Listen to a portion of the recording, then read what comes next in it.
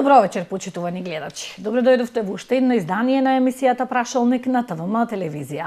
Пред новогодишните празници оваа емисија ја посветуваме на туризмот. Мои ваши гости се Љупчо Јаневски, директорот на Агенцијата за промоција и развој на туризмот. Добро вечер. Добро вечер. И Климент Наумов, професор на Факултетот за туризам и угостителство, а воедно и председател на Сдруженијето на туристички водичари. Добро вечер. Ви благодарам на двајцата што издвоивте време и што сте денес во студиото на ТВМ. Еве ни се ближат пред новогодишните празници, период кога Охрид бил секогаш препон со туристи и се спремал за една куса зимска сезона. А за жал, оваа година, поради пандемијата, како и лани, тоа не е случај. Според информациите кои што ги добиваме од на терен, само 30% од хотелските капацитети се букирани, за разлика од минатото кога се барало место повеќе. Директоре, состојбата на полето на туризмот е навистина загрижувачка. Повелите. Благодарам. Ја не би го категоризирал така од типот на загрижувачка. Нели, ние поминуваме низ една фаза која што требаме доста да научиме. Всушност, треба да смениме многу работи во од. И 2020 година покажа дека во многу сегменти заедно со туристичкиот сектор се изборив. Самиот туристички сектор да може да преживее. Всушност, 2020 година беше нотиран и за тоа.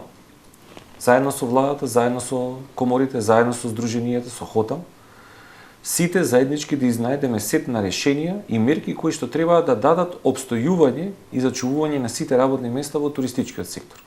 Се испумпаа повеќе сетови на помош од страна на државата, мислам 5 или 6, во кои што сите беше вградени туристичкиот сектор. Предстои една подолга, пообсежна анализа, се надевам и од министерствата, и од страна на владата, и заедно и од туристичкиот сектор, да видиме каде треба да подобриме и на каков начин 2021 година треба да завршиме со уште поголем плюс гледано со 2021 година или ако ја споредиме што помал минус со 2019 година и всушност сите заклучивме во почетокот на 2020 година и почетокот на пандемијата дека што помал минус е подобар успех во туристичкиот сектор и колку тоа од оваа гледна точка од оваа дистанца да изгледа нереално и можеби во многу нешта брутално, но тоа сепак е состојбата која што е сега. За жал Охрид и 2021 година ја осети длабоко самата пандемија. Ние можеме да зборуваме околу бројот на ноќевање, околу минување на целните групи, но не очекувам повеќе од 50 до 60% да бидат исполнети капацитетите кога говориме за хотелското сместување во Охрид, токму за дочекот на новогодишните празници, бидејќи и на Европа, но за жал и кај нас веќе мерките за некои елементи се заоструваат. Се надевам дека нема да дојде до таа состојба и дека омикронот, новиот сој или новата мутација на корона вирусот нема да има голем пик токму за новогодишните празници кај нас. Така. Но дали вие се согласувате со мене во однос на тоа дека состојбата на полето на туризмот е загрижувачка? Секако дека е загрижувачка, бидејќи туризмот како една област, како една дејност и како една сфера социјална подразбира максимална безбедност, здравствена и животна безбедност и туристот, потенцијалниот турист едноставно би можели да се откаже од туристичко патување доколку животот и неговата безбедност се загрозени. Кога ќе ги абстрахираме сите тие ризици, тогаш може да стане збор за вистински туристички движења и заживување во оваа сфера. А се додека над главата ни претат такви опасности, туристот никогаш нема да може да се опушти и единствено само храбрите, може би малку и вулгарно ќе се изрезам, и лудите ќе се одлучат да отпатуваат. Зошто да се патува без при тоа да знаеме, односно да не знаеме со какви консеквенции, со какви последици ќе се соочиме. Ние треба да научиме на лекција од овие 2 години, 2020 и 2021 година, како подобро да планираме, како да антиципираме, како да градиме подобри стратегии за развој во оваа област. Така, ова е еден вид криза, свесни сме сите. Во продолжение би сакала да ја слушнеме изјавата на председателот на ХУТАМ Крсте Блажевски, кој што од оправдани причини денес не е овде во студиото, па да слушнеме каква е состојбата во хотелскиот сектор. Статистиката може да се види точно кој е бројот на ноќевања. Може само да спомнам дека хотеливе што правеле по 50 на 1000 ноќевања во моментов последниве 2 години не прават ни 10 до 12.000, значи тоа само покажува нели кој е процентот на ноќевањата. Семинарите ги немаме, странските гости ги немаме. Ја не знам кај е бројкава што се добива во јавноста што ја гледаме дека е баш на тоа ниво што се кажува.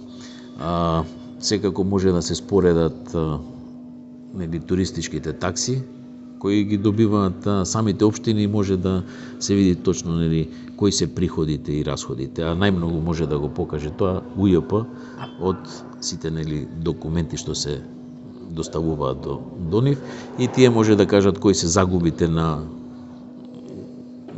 туризмот во овие 2 години.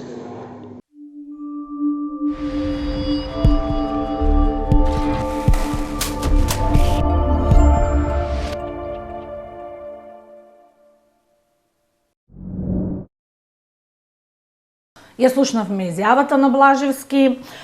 Директоре, хотелирите верат дека состојбата е навистина загрижувачка со оглед на тоа што бара и упатува апели, но од државата нема слух и нема никаква поддршка во изминативе месеци. Сезоната беше премногу кратка, 2 месеци, за да може да се издржи овој удар. Кој е вашиот став? Треба ли да добијат хотелиерите помош и угостителскиот сектор воедно? Да се надополнам на предходното прашање, да, потребни се анализи, потребни се вистински мерки и токму и колегата тоа што го кажа, потребно е подобро планирање. Ако ние за овие 2 години и претходно немавме протокол за кризни состојби во туризмот, ако не успеавме да го изградиме фондот кој што беше најавен во 2020 за помош на туристичкиот сектор во повеќе аспекти, ако заеднички не работевме во координативното тело кое што за жал згасна некаде во крајот на 2020 година, 2021 година покажа дека и тоа како е потребно. Ако говориме дека неколку месеци се туристичкиот сектор во овој случај ХОТАМ бара одредени работи од државата, само заеднички ќе можеме искрено и со преку диалог да ги добиеме тие. Односно, јас се надевав дека туристичкиот сектор во еден елемент ќе извади некои одредени статистики, со што дополнително ќе ги увери државните институции за ефектот и потребите од дополнителни мерки, во кои што се сложувам дека треба да бидат на некој одреден начин. Но кога погледнеме суровата статистика, ќе кажеме дека дури и никој не веруваше за планирањата на Агенцијата за туризам за 2021 година дека ќе имаме 2,2 милиони ноќевања. И вистински имаме 2,2 милиони ноќевања во 2021 година. Од прилика со 3 квартали ние сме само минус 3% од приливот од 2019 година во туристичкиот сектор. Да, ХОТАМ не се сложува ни со овие бројки, подосма ќе слушнеме нивната но говориме во еден друг елемент. Факт е дека ние имаме кратка сезона. Точно, започнавме со одредени туроператори, но се воспостави едно друго правило. Сега свативме колку Охридско-Струшкиот регион и Охрид како град е зависен од странските туроператори. Всушност, она што се случуваше низ 12 години испумпување на комплетно на субвенциите кои што во првиот момент дадоа квантитативен ефект во туристичкиот сектор и во тоа се сложувам. Нивното неприлагодување на новите услови ја создадоа состојбата да Охрид живее многу кратко и да немаме пакети за домашни туристи и за регионални туристи. Така.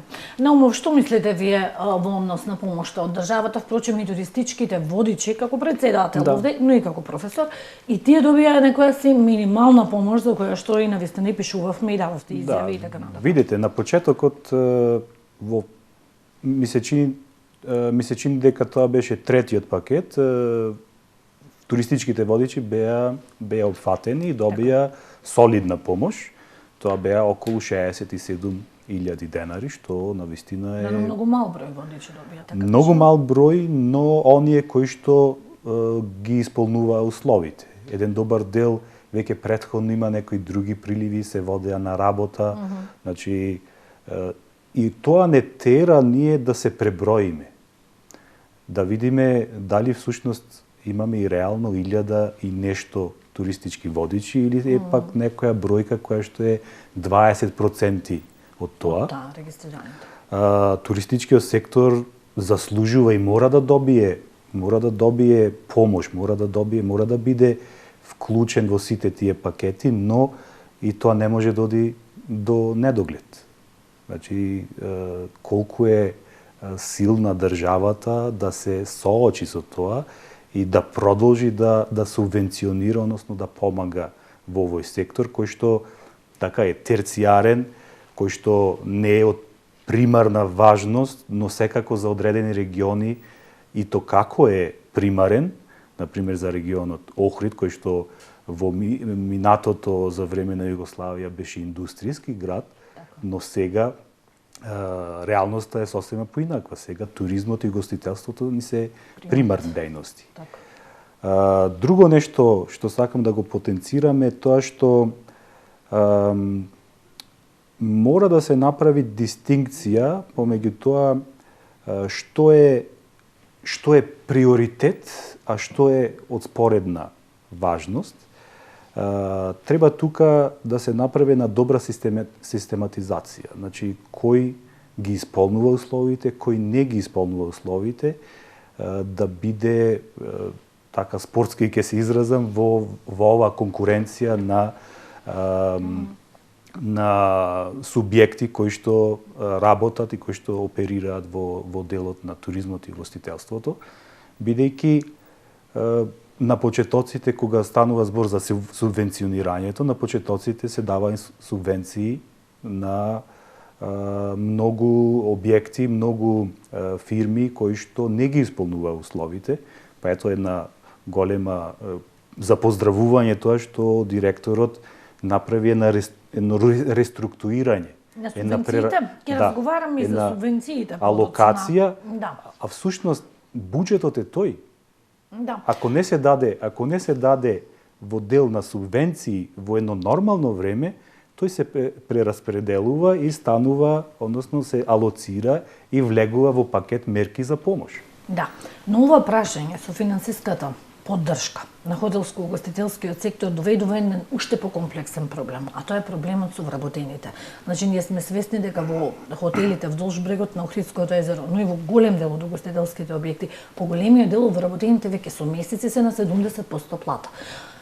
Самите од оние контакти кои што ги остваруваме со нив велат немаат, значи, финансиска можност да ги издржат, за да ги плаќаат. Што ќе се случи кога огромен дел од тие, можеби едно 500-600 семејства ќе останат без работа? Значи, ова начинува еден голем проблем, а знаеме од друга страна пак дека се соочуваме со дефицит на ваков кадар. Каде после тоа ќе се најдат тие вработени? Значи, тука е тој проблем. Ова е многу по-опсежно прашање, кое што не влече корени од последните 2 години. Човечките ресурси се гајат и се развиваат подолг период. Ние немаме стратегија во туристичкиот сектор за нивно развивање. Мислам дека и колегата ќе се сложиме тука.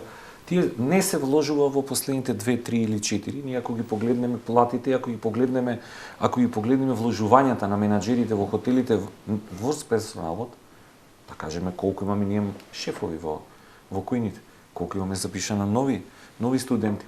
Колку имаме секако дека намали. Сега имаме туристички центар во кој што имаме намалување на интересот за изучување на тие науки, а всушност сакаме еднократно да го решиме проблемот со увоз на ефтина работна сила. Ако ние внесеме ефтина работна сила, тогаш добиваме ефтин неквалитетен производ. Па сега имаме сосема една друга работа. Можам да кажам следно. Во наши рамки секој пети, според некои истражувања, секој пети граѓанин во туристичкиот сектор или во некоја одредена индустрија која што офаќа индиректно влијание или има допирни точки со туризмот. Имаме повеќе сегменти од законска легислатива. Замислите тоа што го кажа и почитуваниот колега, дали имаме 1000 и нешто водичи или дали се сите тие водичи што треба да пружат рака на државата и да бараат помош, ако тој им е дополнителна дејност. Ако ние во почетокот на кризата во нашата држава имавме само 56 категоризирани ресторани, тогаш на колку исплативме ресторани? Сега се поставува прашањето, по кој тефтер ние требаше да гледаме? По 56 или по индустријата?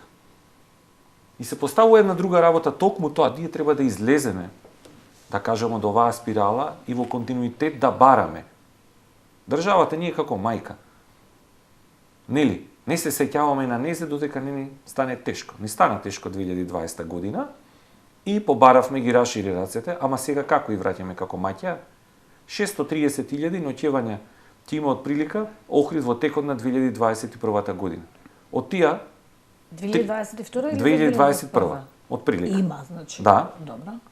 Всушност би требало да се соберат од туристичка такса, просто кажано 630.000 марки. Поделете ги на две, ќе видите дека од прилика 200 и нешто 300.000 евра. Колку тие можат средства да се искористат за промоција на самиот град и за Охрид како град и езерото. Колку ќе се искористат и колку е наплатена туристичка такса?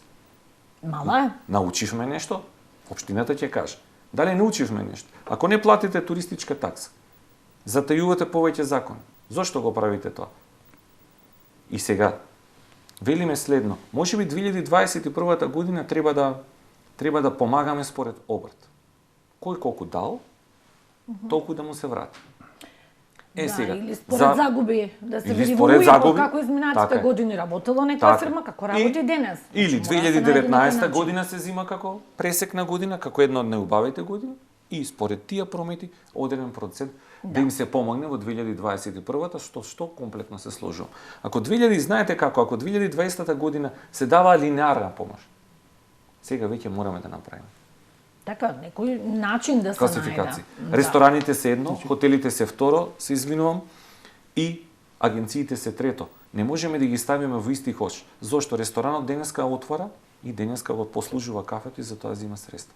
Туристичката агенција го губи пазарот дури и за 2023, ако веќе 2022 не почнеме со јака промоција и дестинациите ќе заостанеме многу. Агенциите немаат добиено помош, вчера разговарав, никаква последниве месеци. Исто така говорам и за хотелите. Ако немаме јаки домашни туроператори кои што ќе донесат дојдовен туризам, ние сме тесно врзани со странски туроператори кои што ги држиме само со субвенции. Да. Климент, вашиот став по однос на ова прашање, беше евидентно дека одредени собственици на објекти, на угостителски објекти, односно стейкхолдери во туризмот и гостителството и не исплаќаа помошта. Значи, таа помош одеше на фирми, а при тоа тие не исплаќаа плати. Имаше казни за тоа, значи, имаше одредени исклучоци, поделено, значи, имаше одредени манипулации и при тоа на крајот беше оштетен работникот. Без при тоа да се земе во предвид дека работникот е стожерот на овие објекти и дека без квалитетна работна сила не може да стане збор за квалитетно работење и функционирање во туризмот и гостителството. Исто така тука треба да се спомене тоа што да се земе во предвид оној дел, може би добро е да се испланира, да се направи една евиденција на туристички и угостителски работници. И при тоа таа помош да се исплаќа директно на тие работници, секако дека треба да бидат во работен однос, на фирмите да се исплаќа одредена можност, односно одредена помош, а при тоа да бидат добро опфатени, да бидат добро опфатени човечките ресурси. И при тоа тие ќе бидат и мотивирани и повеќе да вложуваат, повеќе труд да вложуваат во нивната работа, едноставно да се подобруваат во однос на квалитет. Значи, добро би било да се направи дистинкција помеѓу предпријатија и човечки ресурси во тие предпријатија. Може би тоа е тешко, но не е невозможно. Така. Но се согласувате дека помош треба да има. Да. Особено во овој период знаеме Мора да дека има, до март инаку- до април, значи невозможно е да се издржи да се држат тие во вработени. спротивност ќе згаснат многу Многу фирми. предпријатија и ќе згаснат многу можности, односно многу семејства ќе се соочат Немаштија едноставно. со сиромаштија. Всушност, Така потребни се секогаш помошта е потребна. Дали ќе биде повратен или под одреден обрт или после тоа ќе се прибива со вложување, тоа се сосема други некои методологии. Да. Но таа не може да биде линеарна. Таа мора да биде скалеста. Добро да се изнајде начин, значи велиме така. Значи мора да се изнајде начин за да се поддржат и да се помогнат хотелите и угостителите. Директоре, многу често вашите најави се оптимистички, веројатно сте и таков и по природа. Кажувате за 2022 најавувате зголемување на туризмот, најавувате многу нови линии, авиоповрзувања, чартер летови. Ајде накусо да ги слушнеме. Благодарам, а мислам дека се и реални. Не знам. Затоа што 2200 година некаде кога почнавме во март кога најавивме што ќе се случува, никој не веруваше дека ни минатогодишната од 2020 бројка ќе достигнеме со ноќевање, па мислам дека сега сме подобри. И тоа како? Еве неколку бројки ќе кажеме. 2020 година како репер ја оставаме на страна, но ако ги гледаме бројките од 2020 година, ние сме негде во скок од 50 до 60% во ноќевање. Зошто го говорам ноќевањето? Затоа што целните групи веќе се изменија во туризмот. Луѓето кои што патуваат и начинот и тоа што го бараат веќе е различно. Постпандемиски ние сосема поразлични концепти ќе требаме да создаваме во туризмот, а што побрзо сватиме дека треба да се менуваме и прилагодуваме, така што после тоа ќе имаме многу помал удар во туристичкиот сектор. Ако велевме дека нема теоретски шанси да лета туи 2021 година, тоа го направи. Да, но многу помал број. Во секој случај, замислете, леташе во година во која што 2 до 3 дестинации надвор од Европската унија, една беше Македонија. И тоа треба да бидеме многу благодарни и дополнително да бидеме реални дека сме заслужили низ годините со нешто. Не беа 2, беа 4 чартери, бидејќи се пренасочи 2 чартери од Шпанија. Па затоа заеднички бевме да ги пречекаме, видовте дека целните групи се многу помлади луѓе кои што сакаат поголема динамика. За разлика од минатото. Пољаците во случај се прилагодуваа на мерките што нивната влада ги постави, со 10-дневен карантин кога ќе се вратиме. Можете да замислите, во 2021 година, кога скоро никој не даваше никакви изјави, агенцијата искочи со изјави и кажа каква ќе биде годината. Еве и 2022 година, на крајот од 2021 година, и покрај тоа што ни е назакана омикронот и се што ќе се случува, ние велиме дека за следната година веќе се потпишани договори, многу голем број на хотели знаат во Охрид. И мислам дека многу брзо ќе ги потпишат договорите за 2022 година.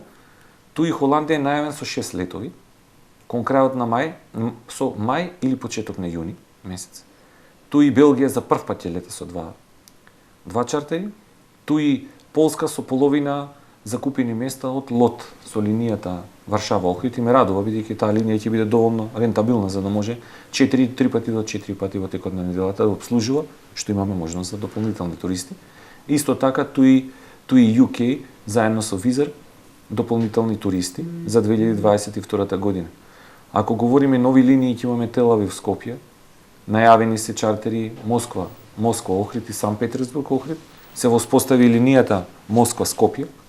Сезонално ќе почне повторно од март месец. Санкт Петерсбург Скопје. Многу значајни работиме и се надеваме дека ќе успееме надолго најавуваната линија Белград Охрид. И исто така уште туроператори кои што се заинтересирани за дестинацијата, а редовните да кажеме туроператори Регови и Серимбу секако имаат најавено дека со чартери од Катовица ќе летаат за Охрид. Се надевам дека следната година, ако бидеме доволно мудри, се фокусираме на тоа што треба да направиме и ги погледнеме анализите кои што ги дава агенцијата и тоа што го промовиравме некаде во август месец за новите трендови од туристичката понуди и туристичкиот сектор, базирано на аргументи и факти, ние стоиме секогаш на располагање и кажувам дека од прилика ќе атакуваме сите во туристичкиот сектор до 2,5 милиони ноќевања. Зошто кажувам така? Бидејќи туристите многу повеќе остануваат во дестинацијата со многу поголем просечен престој, за разлика од странските туристи, бидејќи во овој момент начинот на патување и тоа што го кажавме исто така многу значено, сигурноста на дестинацијата од ковид и на тоа поле многу треба да се работи. очекувам од коморите, очекувам од здруженијата, очекувам од асоциациите, многу поголем број трибини, многу поголем број на работилници, на кои што ќе споделувам искуства, на кои што дополнително ќе има обуки за персоналот и за вработените, како 2022 година уште повеќе Македонија да биде сигурна дестинација и да ни го олеснимо метод на промовирање, каде што ќе ги увериме странските туроператори и туристи дека да, Македонија од влезот до излезот секој се грижи поединечно за секој турист. Да. Јаневски, со вашите бројки не се согласуваат хотам. Значи, кажуваат, и ќе опослушнеме тој став сега нас. Тоа не се мои бројки, тоа се Државен завод за статистика. Тие велат тие бројки кои што ги кажуваат од Агенцијата за туризам се нереални и велат дека договори, споменувате договори за 2022, велат договори имале и за 2020, за 2021, но поголемиот дел од нив беа одложени и не се реализираа воопшто. Овде да ја погледнеме нако со изјавата од Крсте Блажевски, а потоа ќе продолжиме со Климент Наумов. Поддршка барана е, нели, пред неколку месеци имавме и прилози за тоа барање. Добивме одговор дека ќе се разгледа нашето барање и дека за брзо ќе добиеме некаков си позитивен одговор, но во меѓувреме фати таа политичка криза и од тогаш немаме никаков одговор. Не знаеме дали ќе добиеме. Јас мислам дека во овој момент не е тоа само тапшање по рамо дека да ќе биде нешто. Издржете уште малце, но крајно време е да се погледа тоа и да се добие некаква помош, затоа што веќе овој сектор не може да издржи. 24 месеци, ако броиме наназад, ние имаме само 4 до 5 месеци, нели, кај што сме работеле активно. Минатата сезона, се сеќаваме, почна касно, во јули 10 и 15, изработивме некои 2 месеци, патија нови бранови, минатово лето, значи 21 летото, пролетта беше некако малце раздвижување имаше, но не беше тоа, пошто ги немаме странските гости кои не се најважни во целата приказка. Со странските гости работевме од мај до октомври. Почна ту и нешто да лета, почна само тек во јули месец, изработија некои 2 месеца, значи во највисоката сезона и после тоа се прекина, нели? Другите туроператори одлучија да не доаѓаат, имаше и нешто полски групи некои, но тоа може да се каже дека од купна бројка од минатите години не беше ни 10%. Самото тоа кажува дека да, имавме поново, нели, наши гости, нешто со ваучери што се покри, но тоа се ситни работи за да покријат една ваква огромна, да кажам, туристичка сезона која треба да покрие за овие зимски месеци. Моментално сме во една најтешка ситуација. Доведувањето на ПСР тестови на соседна Грција, кои се враќаат, нели, гостите назад во Грција, донесе до откажување на многу групи за католичкиот Божик. Тука сме имале, нели, сме биле многу актуелни во овој дел на годината, значи овие следниве викенди, овие денови сме биле преполни. Но оваа година поново нема да ги имаме грчките гости. За нова година капацитетите се со странски гости, некои резервации што ги имавме, веќе пола се откажа, остануваме на некој минимум, тоест некои 20 до 30% од исто така од минатите години. Со 20 до 30% е дефинитивно, значи, загуба. Дефинитивно е загуба. Отпуштање на вработени во моментов може да се каже дека уште се мачиме, ги држиме затоа што немаме нови кадри и кога ни треба да ги запослиме, него ги чуваме едноставно без работа, добиваат плата. Од друга страна се решаваат некои проблеми сега со, нели, минималната плата, со недела неработен ден, цела економија ни оди во пропаст. Зборувам повеќе за туристичкиот сектор, но слично се дешава и со останатите сектори.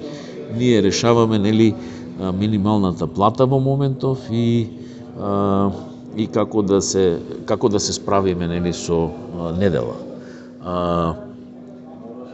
Да, треба да се размислува на такви прашања секако, но тоа се работи кои се решаваат во подобри времења, кога имаме работа кога сме исполнети 80-90%, кога добиваме средства за да исплатиме плата и останати трошкови, а не земаме кредити од банка за да платиме плата, тогаш секако.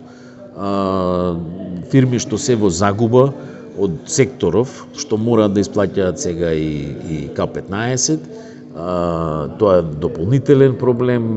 Дополнителен проблем ние со Зампот го спомнуваме веќе многу години назад, што никој не помислува да погледне, нели не може фирма што прави загуба и држи огромен број на вработени да ги исплаќа сите овие трошкови. Многу работи ни се на товар на бродот и мислам дека бродот веќе не може да носи повеќе. Хитно ни треба разгледување и помош во овој сектор.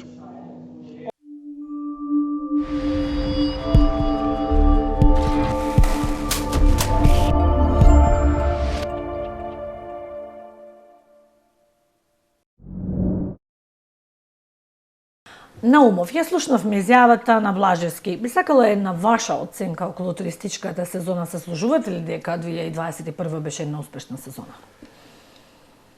Тоа треба да се анализира од повеќе страни, од повеќе аспекти. За хотелиерите јас сум се согласувам со господинот Крсте Блажевски, беше неуспешна за нив, но за приватното сместување беше навистина успешна. Имаше полни сместувачки капацитети во приватното сместување.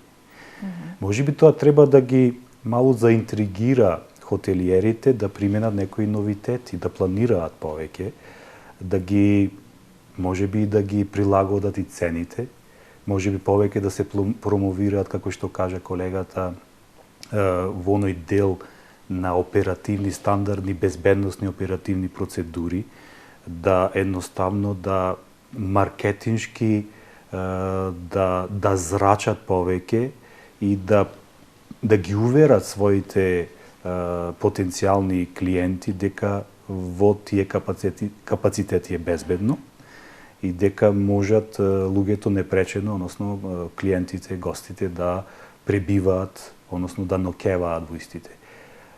Зошто кажав дека за едни на една страна беше успешна, на друга страна беше неуспешна? Хотелиерите се соочија со навистина големи загуби. Зошто? Имавме пониски, послаб буџет. Како што кажав претходно, туризмот предвидува безбедност, максимална безбедност. Туристот, гостинот, одлучува каде ќе ноќева. Доколку ги опишеме какви се овие, хотелските капацитети, како е приватното сместување, во приватното сместување вие имате можност и воопшто да не наидете на некои други туристи, други посетители. Влегувате во апартманот, излегувате и тоа е тоа. Во хотелските капацитети веќе имаме поголема навала, тие се поголеми капацитети, располагаат со ресторански делови, располагаат со лобија, каде што лифтови и така натака, каде што е голема опасноста сега во време на пандемија да се заразите. Тука треба малку таа анализа да се направи, што е побезбедно. Не колкава е цената.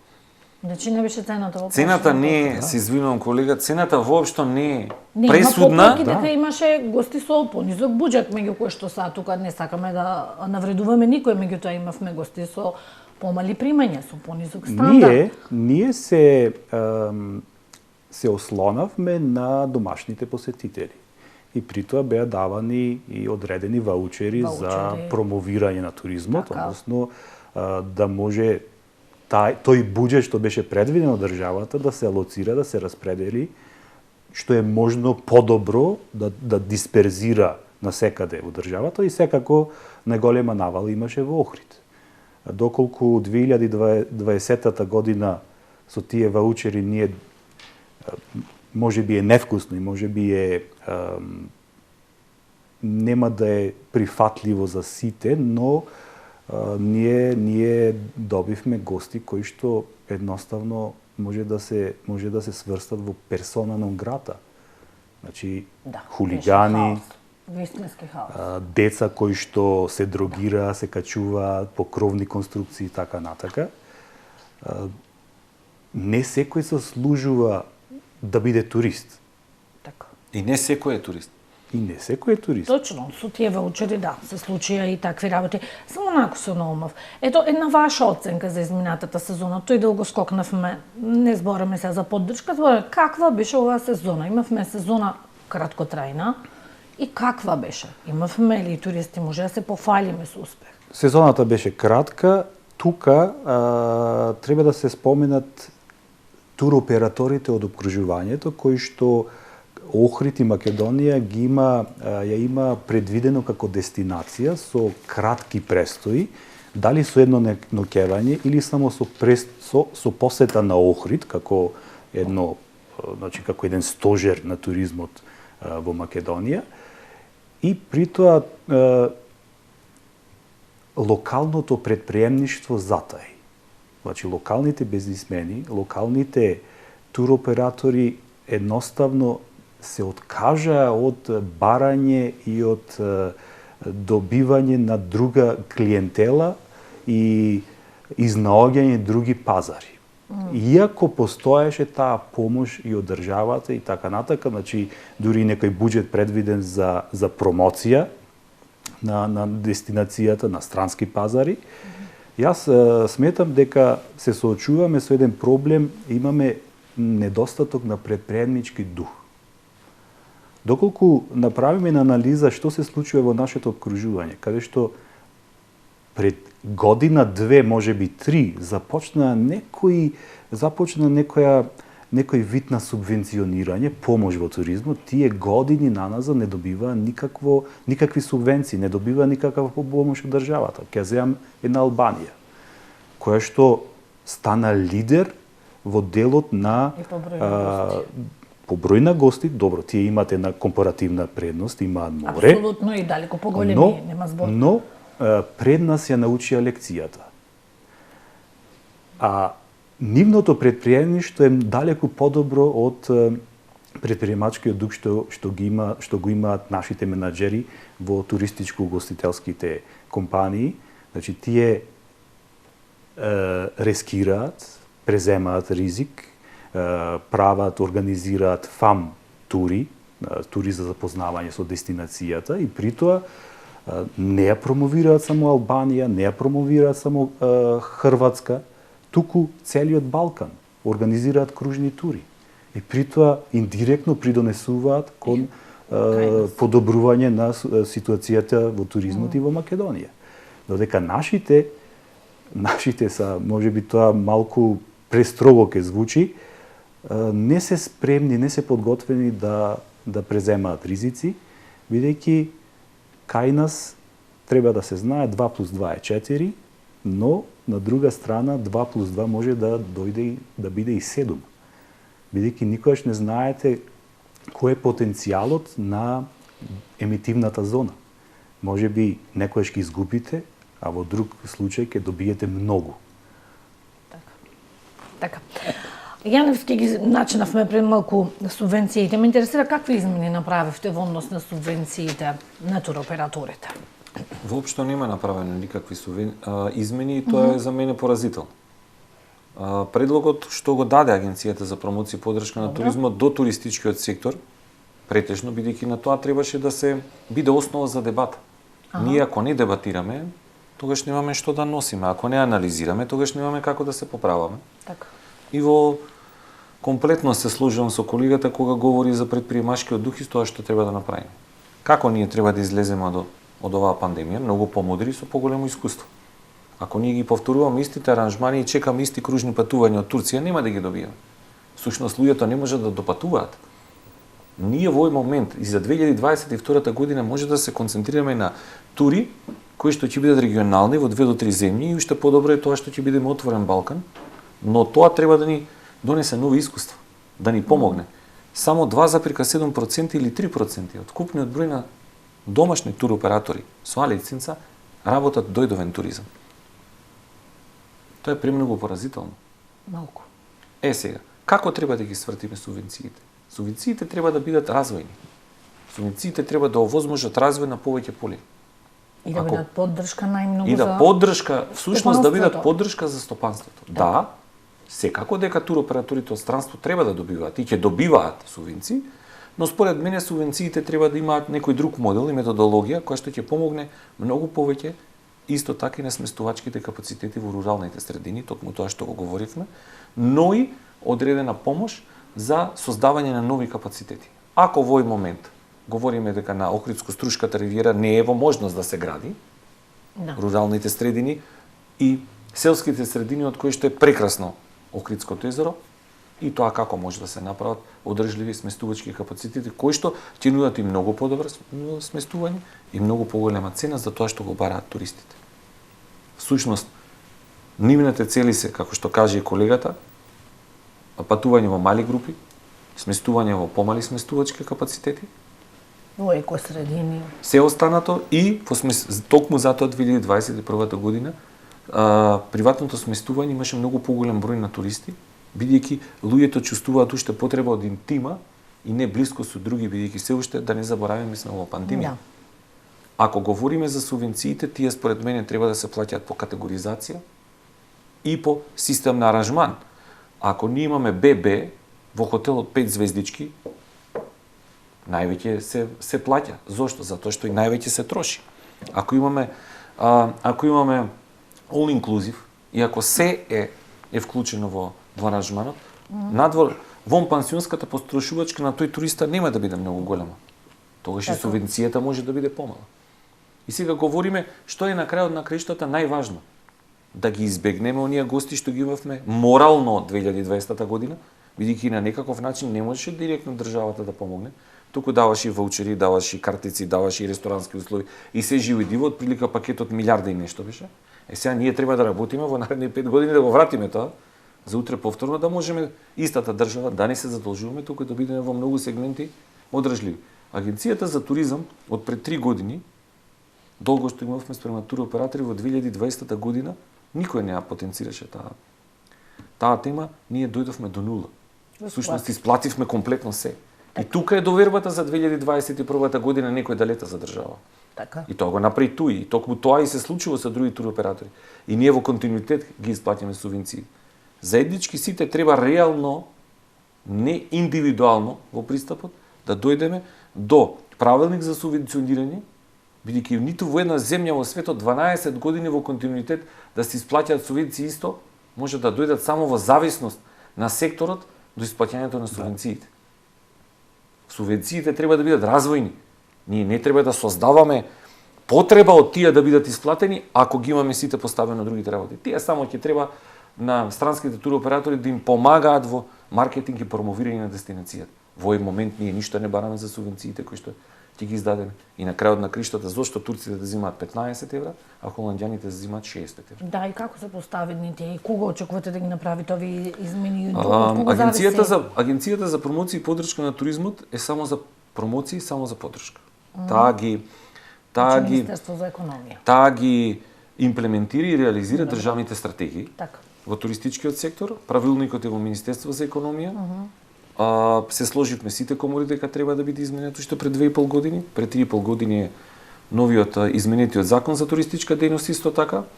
Јас се надевам дека и на тоа поле ќе се работи. Ние како Агенција за туризам во овој момент со овој мандат дури и во многу нешта сме ги преземале некои други одредени обврски кои што не ни се во мандат и мислам дека успешно сме ги сработили. Наумов, ФТУ правеше една анализа во однос на исплатливоста, економската исплатливост на овие субвенции. Вашиот став околу субвенциите? Субвенциите, јас имам многу пишувано за субвенциите, дури темата на мојата магистерска беше субвенционирањето во странскиот туристички промет како мерка за долгорочна неодржливост во туризмот. Бидејќи субвенционирањето е една краткорочна мерка, која што треба да обезбеди развој, треба да иницира, да биде една иницијална каписла, а при тоа да не трае премногу долго. Веќе од 2011 година имаме субвенционирање. Постои како мерка. И постои на едни па исти туристички дестинации, односно емитивни зони. Се започна со холанѓаните, односно со земјите од Белгија, Бенелукс, потоа се продолжи со Полска, но се уште клиентите кои што доаѓаат од земјите на Бенелукс ги уживаат тие исти 65 евра, а замислите во една промотивна сезона, на почетокот на сезоната, имаше цени на тие странски туроператори, се може луѓето да отпатуваат со 189 евра. И при тоа да добијат 7-дневен аранжман со ноќевање и појадок, се вклучено, дури една гратис тура, разглед на Охрид, и при тоа од државата да се излијат 65 евра. Каде се тука трошоците за авионскиот превоз? Каде е тука трошокот за трансфер од аеродромот до хотелот и обратно? Каде е тука цената, која цена се постигнала во хотелскиот капацитет? Значи, ние во тој промотивен период имаме дефицит. Наместо туризмот да биде еден невидлив извоз, тој станува невидлив увоз. Во едни добро етаблирани, познати туристички дестинации, како што е Малта, како што е Шпанија, овие мерки на почетокот на вистина носеле одредени позитивни влијанија, но се испоставило дека доколку се користат истите мерки повеќе од 5 години, тие негативно влијаат. Доаѓаат до еден момент на паразитизам, паразитирање на стейкхолдерите кои што треба само иницијативно, со голем претприемачки дух да изнаоѓаат нови решенија и нови дестинации. Може би треба да бидат пренасочени субвенциите, значи мое размислување, во изнаоѓање нови решенија, нови емитивни зони.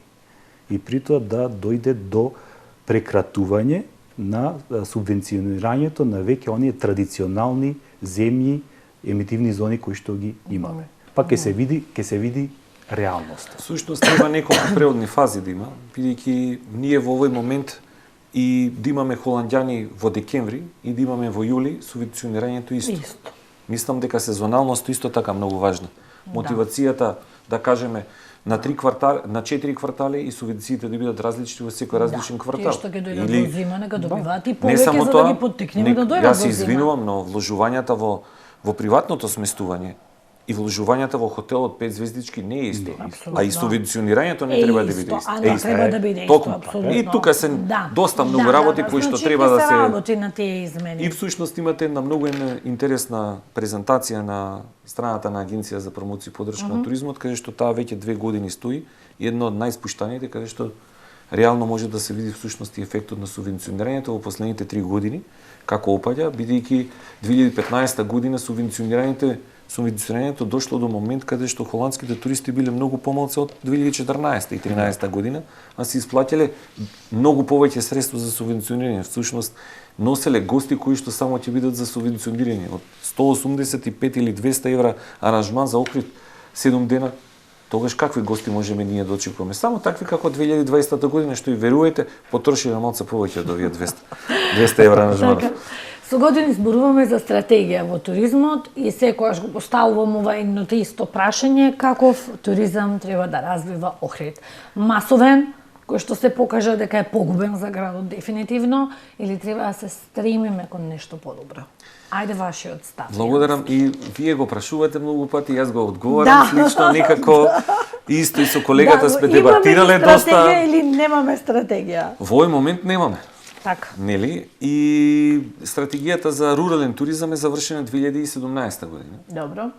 Стратегијата воопшто во туризмот, мислам дека е најавена за подготовка 2022 година.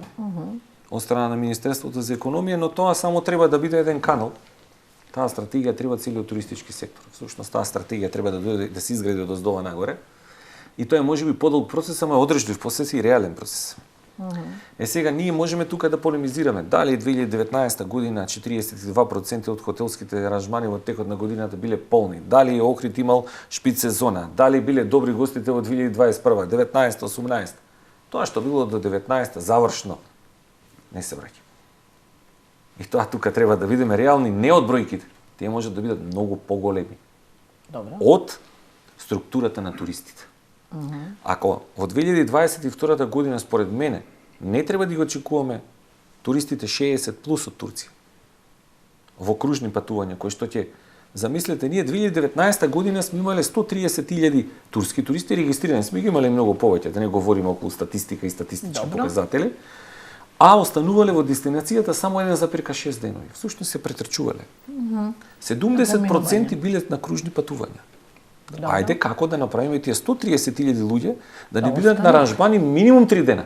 Па нека земат субвенција. Па нека бидат во хотели од 5 звездичи. И субвенцијата нека биде уште поголема. Да, во руралните средини уште поголема. Замислете, според стратегијата од 2000 која што заврши 2017 година, само 13 објекти во државата ни се категоризирани со категоризација рурален свет. Сега. Ако отидеме во било кој регион и прашаме такви објекти и сакаме да ги ставиме во регистрот, такви нема да постојат.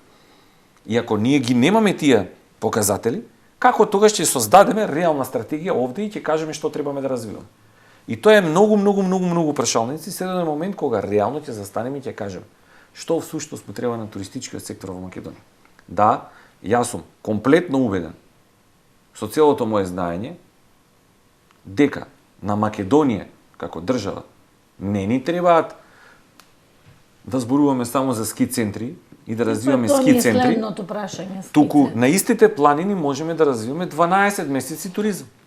И мотивот не мора да биде ски центарот. Ни се потребни инвестиции во туристичкиот сектор, големи, не само во подобрување на условите, во услугите, во новите потреби на туристите, затоа и велам, тие туристи ќе ги немаме од 2019 година. Се повеќе ќе имаме со кратки патувања, со автомобили, тури кои што ќе бидат само за државата, со автобуси ако имаме добра инфраструктура, ако нема ќе ни избегнуваат, па ќе летаат до Тирана, по Тирана ќе го посетуваат на еднодневни патувања, Охрид нема ни да спијат, ќе се вратат назад пошто им е блиску. Значи ние трајно губиме, но дестинацијата ќе биде оптеретена со еко проблеми, дополнително со смет и се останато за нејзино сервисирање. Јас не се сложувам дека ние треба да имаме масивен туризам. Или масовен, или како да го крстиме, бидејќи нити имаме сместувачки капацитети да обслужиме толку многу. И затоа требаме да развлекуваме сезоната, ако воопшто веќе и постои сезона во туристичкиот сектор, реално кажано, и тоа што се случува на Охрид не е сезона.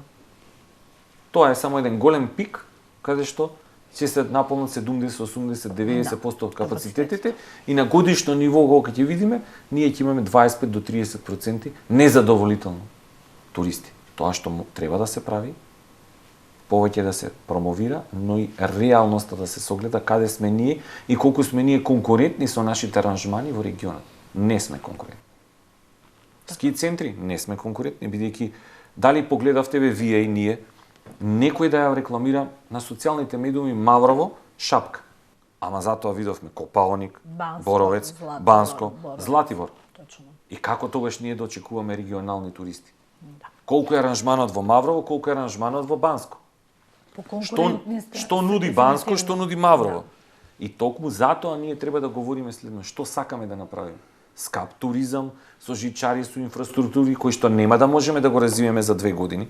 Тој мора да биде континуиран, со физибилити, со големи дополнителни стратегии. Тоа што е потребно кај нас е да видиме од што можеме да се смениме и што можеме да направиме. Охрид не треба да биде туристички центар за масовен туризам. И не може да биде, бидејќи неговата поставеност не е таква. Точно. Ние во континуитет само треба да ги подобруваме условите, бидејќи во светски рамки не говориме за хотел со 4 звездички за спа. Тоа е стандард. И тој мора да го има. Ако го нема тогаш зимовска, како ќе работиме? Говориме за мазени, говориме веќе за теретани, во самите соби за хотели од 5 звездички зборуваме за дополнителна услуга. Па тогаш нема да зборуваме ние за аранжманот. Ние ќе добиваме средства во хотелот од услугата што ќе ја плаќат. Така. Наумов, кој е вашиот став на ова прашање? Каков туризам му треба на нашиот Охрид? Јас сметам дека Охрид, па и Македонија се наоѓаат на еден кружен тек или една раскрсница, крстосница, да решат дали ќе се насочат кон масовен туризам, кој што ќе биде погубен за развојот, значи тука е висок импакт, негативен, може да дојде до претерана девастација која што веќе е забележителна. Да. Или селективни видови, алтернативни видови туризам кои што при тоа привлекуваат гости кои што се со повисоки платежни способности, кои што едноставно се чувствуваат удостоени со една квалитетна понуда, со една квалитетна програма, која што за жал не може да се испостави дека е наша компаративна предност со одредени би ги нарекол така наречени ластовички. Значи веќе имаме на повидок одредени чинители во туризмот кои што ова го имаат препознаено како тренд и кои што многу детално навлегуваат во конципирањето на одредени туристички програми. Например, тука за поздрав е формирањето на Сдруженијето за активен туризам Експлорер во Охрид, кој што на вистина во изминатите 4 години изработи одредени програми кои што се дел од онај селективен, односно активен туризам, а се помалку припаѓаат на масовниот туризам. Значи, како на еден турист да му се земат парите? Како еден турист да не се остави да престојува цело време во сместувачкиот капацитет? Можеби тука ќе имаат одредени забелешки хотелските капацитети, но тие, верувајте, нема да жалат пари доколку и сместувањето е на повисоко ниво. Ние, например, ги загубивме јапонците. Значи, има одредени туроператори, одредени чинители во туризмот кои што се уште не веруваат дека во Македонија патуваат, доаѓаат јапонски туристи. Но јас сум сведок, уште од 2005 година ги имаме јапонците на кружни патувања, барем со минимум 1 до 2 ноќевања во Скопје. На почетокот тие ноќевања се реализираа во Охрид, но зошто се пренасочија во Скопје? Бидејќи хотелските капацитети немаат, тоа е навистина е банално да се каже, немаат кади. Јапонскиот турист, јапонецот бара када, колкава и да е.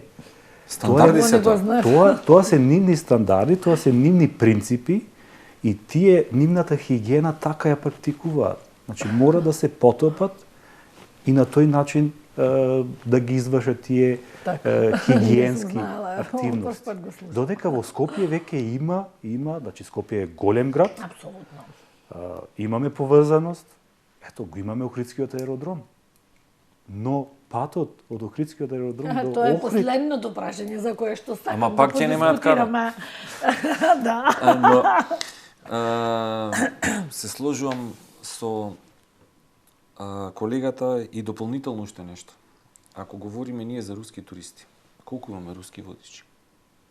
Малку. Така? 20 или 30 се во во цела Македонија. Македонија, во цела Македонија се Говориме за нели, говориме за јапонски туристи. Колку имаме јапонски водичи? Јапонски веќе на англиски се водат јапонците. Така. И сега имаме преведва нивни преведувачи. Не е тоа, значи тука нашите земјите кои што се од нашето непосредно обкружување имаат. Ето видиш и тоа, добро. Во Албанија е отворена катедра за јапонски јазик. Браво. Се праќаат луѓе, односно човечки ресурси од туристичките агенции на престој, долг престој во Јапонија и во Пекинг. Јас имам колеги, туристички водичи од Албанија кои што се уште се во Пекинг и го изучуваат кинескиот, мандаринскиот јазик. Браво. А инаку со околу зимскиот туризам го начинавте, меѓутоа, зошто ние сме толку неспособни во однос на соседството? Кога гледаме и Бугарија, и Србија, масовно развиваат зимски туризам, кај нас со години, па да не претераме на 15 години, правиме разни физибилити студии. Значи се менуваат само локации, се прават нови физибилити студии кои што чинат стотици илјади евра, а ништо не се гради. Не би го карактеризирал тоа дека сме неспособни. Всушност, знаете како? Ние сите треба да искочиме од својата комотна зона. Ако не го направиме тоа, не верувам дека нешто ќе постигнеме. Зошто го велам тоа така? Бидејќи сите имаме свој индивидуален капацитет и сите треба да го вложиме во градење на ова парче земја. Јас многу би сакал, и покрај тоа што живеам во Скопје, и сум стар скопјанец, многу би сакал да говориме за Охрид, кога се туризмот и јапонски туристи, само бизнис секторот да биде Скопје, нели, како поголем град, како престолнина, додека се, кога говориме за туризам, да биде како прв центар Охрид, со сите услови и со факултетот, буквално да учиме сите ние како тоа треба да се работи. А ако немаме можност да развиваме одредени пазари, многу пати ние си даваме и изговори. Јас случам милиони изговори. За кинеските туристи сме имале виза, да, точно, ќе ја спуштиме визата. Кога ќе ја спуштиме визата, кинески водичи немаме, храна, менија прилагодени, услови со дупли кревети, поединечно, некој нешто да ги послужи. Се работи за 700.000 туристи кои што патуваат до 2019 и тогаш кажуваме каде ни е дестинацијата и колку сме ние спремни за некој пазар. Не само да ни дојдат квантитативно луѓето, колку ние квалитетно ќе ги расипнеме како новчаница. Кој вели дека некои немаат средства? Можеби имаат, ќе се задолжат, ќе бидат задоволни, ќе отидат во минус во кратичките. Тоа зависи од нас, тие ни дошле. Треба да ги стетираме и да имаат многу поголемо мислење за дестинацијата која ќе се заминат од тоа што Што мислите за оваа нова физибилити студија? Воопшто јас можам генерално да кажам, ние имаме неколку физибилити студии за Попова шапка и за Маврово. И за Јабланица најново, една имавме и за Галичица, а една и пред 10 години за Јабланица, ова ќе биде втора што се работи. Јас искрено ја немам видено физибилити студијата за Јабланица. За нејзе дознав исто од медиумите. Не би можел да коментирам, но можам да кажам нешто дека не ни е потребен ски центар за да развиваме нешто 12 месеци, еве Јабланица е тука, ајде да ја означиме со патеки за планинарење и со велосипедски патеки, нели? Да почнеме да развиваме алтернативни форми на туризам, да почнеме да развиваме гастрономија и сместувачки капацитети кои што ќе бидат на Јабланица, па да не мораат луѓето да ни одат. Многу интересна тема зачнавте, тема која што се вика украински туристи и туроператори, еден од најголемите албански туроператор, кој што спрема 17 чартера неделно лета во текот на 2021 година од Украина, е заинтересиран за одредени чартери кои што ќе бидат насочени спрема Охридскиот аеродром, но за зимски туризам. Зошто? Всушност цената која што нуди Охрид во текот на зимскиот период и спа центрите кои што во неколку хотели ги детектираше ги има. Ќе му овозможат, замислете, ги носи на скијање луѓето со автобус до Маврово и до Шапка и да ги враќа назад, затоа што цената која што е понудена, која што е 2 пати или 3 пати поскапа од други центри во регионот за сместување со дурчи, му одговара тие луѓе да доаѓат и да се враќаат домов. Сега можете да замислите 100 и нешто километри ќе патуваат и 100 и нешто километри ќе патуваат назад, зошто? Затоа што нема соодветно сместување во тие центри или е премногу скапо за тоа што го нуди. Сега, ако ние немаме хотели со 5 звездички во нашите ски центри, ако немаме инфраструктура, ако тоа доведе до девијација на самата дестинација и ги наруши балансот со флора, фауна и се останато на дестинацијата, па тогаш ајде да развиваме екотуризам на Јабланица, ама во вистинска смисла на зборот. И тоа да не биде вистински стратегија, ќе го развиеме во наредни 5 години. И средствата што ќе ги добиеме во тие инвестиции и средствата локалното население што ќе ги добиеме и ние како држава, верувајте дека ќе биде неколку пати поголемо. Но за тоа треба сите да работат. Сега, ако велиме дека треба да развиеме на Јабланица, ако патиштата се добри, ако инфраструктурата е добра, ако имаме надземни и подземни инфраструктура добра за тие градби што ќе бидат, бидејќи слушнав на медиумите ќе имаме 300-400 вили, нели? Говориме, тогаш можеме да направиме. А тоа да не влие негативно врз животната средина. Еве што се случува во Маврово. Така. Наомо вашиот став, накусо ако може околу зошто немаме зимски туризам?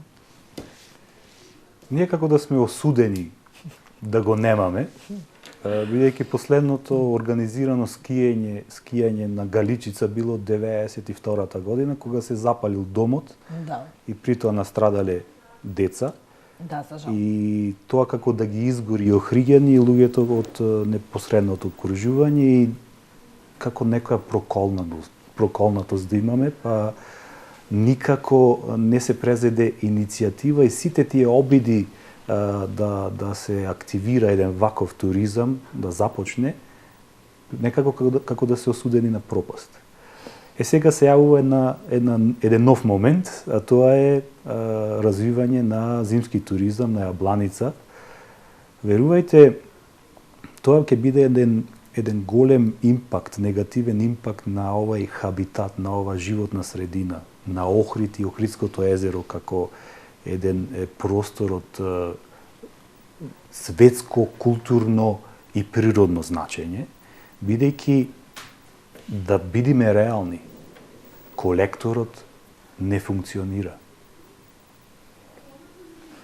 На овие капацитети, на овие доаѓања туристички, ние имаме запушување на одредени чворови, односно излевање на фекални води, фекална канализација во Охридското езеро. На овие капацитети. Јули и август. И тоа во време кога сите се жалат дека сме немале посетители. Што ќе настане, до што ќе дојде кога ние ќе имаме сезона 12 месеци? Можеби не треба да имаме сезона 12 месеци. Така. За крај моето последно прашање поврзано со инфраструктура. Зборуваме за развој на туризам, цела емисија, а двата главни туристички центри Охрид и Струга една деценија се буквално отсечени. Автопатот се гради, а патот да се стигне е речиси невозможен. И оние туристи кои што слетуваат на Охридскиот аеродром, патешествие да стигнат до Охрид, па и до Струга. Директоре, ваш став околу праш, знам дека не е ваша надлежност, значи сосема друг ресор, меѓутоа ете, како прв човек на Агенцијата за туризам, сте побарале ли оваа процедура да се убрза, да се направи Да, нешто? побарано е неколку пати од наша страна.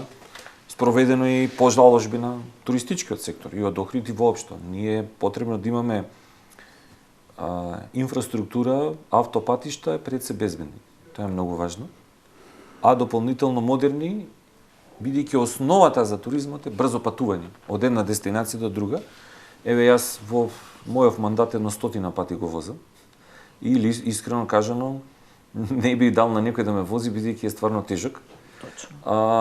И не се сложувам во моментот, ајде да го направиме за прва фаза од кружниот тек, нели, за странците да гледаат барем овој дел, тој треба да биде направен. Јас не знам колку години веќе се прави и се извинувам. 8.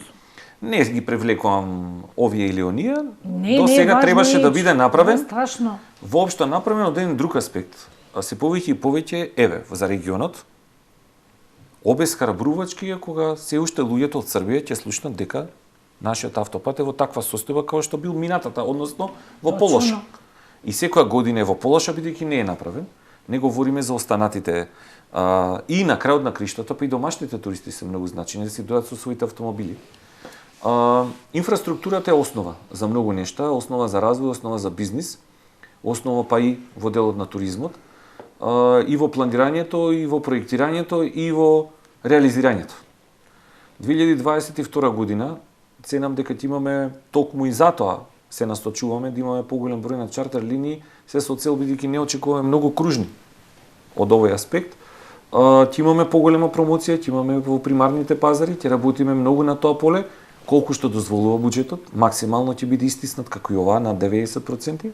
Се надеваме и дека со ребалансите доколку има ќе побараме повеќе средства и веќе заеднички ќе работиме и продолжуваме со туристичкиот сектор. Не сме глуви на нивните барања, заеднички и сега ќе имаме промоции и ми е многу драго бидејќи одредени пазари почнуваат да се отвараат со семските манифестации, бидејќи ова време на короната кажа колку се значени, не може туристичкиот сектор да работи онлайн. B2B средби да, онлайн, дури Берлин 2021 година ни беше саем онлайн Берлин, колку да се видиме, бидејќи буквално ништо не се направи на тој саем, освен тоа што се договоривме дека ќе работиме заедно. Да. Се останато беше поушално, бидејќи немаше што кој да понуди, кога е круцијалноста и потребата од автопатишта. Така. Еве го и Прилеп Битола и другите мора да бидат направени. Благодарам. На омо ваш став верувам дека се согласувате дека вистина патот Правило е ужас. дека без инфраструктура не може да се развива никаков туризам и никакви видови туризам. Факт е дека во последните 15 на години Охрид за жал е заборавен од централната власт. Последна инвестиција која што беше направена, грандиозна, беше во времето помеѓу 1998 и 2001 година, кога се заштити културното наследство на Охрид. И тоа ќе остане запишано еднаш и за секогаш. Во меѓувреме Охрид ги изгуби студентите на Факултетот за туризам и гостителство. Се отворија паралелно уште 4-5 институции каде што се изучува туризам. Да. Тоа е сосема погрешна стратегија. И тоа всушност е инфраструктура. Во Штип, во Скопје, во Тетово, дисперзирани студии, насекаде, и ние Охрид веќе престана да биде туристички, односно студентски град. Аеродромот е во иста состојба како што бил уште во времето на Тито, само што е пистата продолжена уште за 100 метри. А дали знаете дека во меѓувреме на големо се гради нов аеродром во Валона, кој што ќе стане регионален центар за Визер. И притоа ние ќе се соочиме со загуби, односно ќе се соочиме со намалување на туристичките доаѓања во Македонија и во Охрид. Да. Отсечени сме и кон Свети Науме патот во ужас, и кон КФС, значи од сите страни. Не само тоа, туку ако стратегиски ние ги изгубиме одреден број на директни линии кои што ги имаме, без разлика дали се работи за нискобуџетни компании, всушност и тенденцијата да отвараме нови линии. Поврзувањето и тоа значи, што повеќе имаме линии, што повеќе чартер летови, што повеќе редовни линии, тоа значи можност за патување и поголем број на туристи. Охрид е нашата компаративна вредност во туризмот на ниво на цела Македонија. И еднаш за секојаш треба да се даде еден примат на Охрид. Во времето на Југославија, туристичката промоција беше цела Југославија, цела Далмација со Охрид. Дури Македонија не беше ни спомнувана како туристичка дестинација. Југославија со Охрид и Охрид тука компаративно предничеше пред сите. Така, за да го добиеме заслуженото место. Ви благодарам многу и на двајцата, бевте прекрасни соговорници, ви благодарам на издвоеното време. Благодарам. Ви благодарим. Почитувани гледачи, вам ви благодариме на вниманието. Се гледаме повторно во емисијата Прашалник.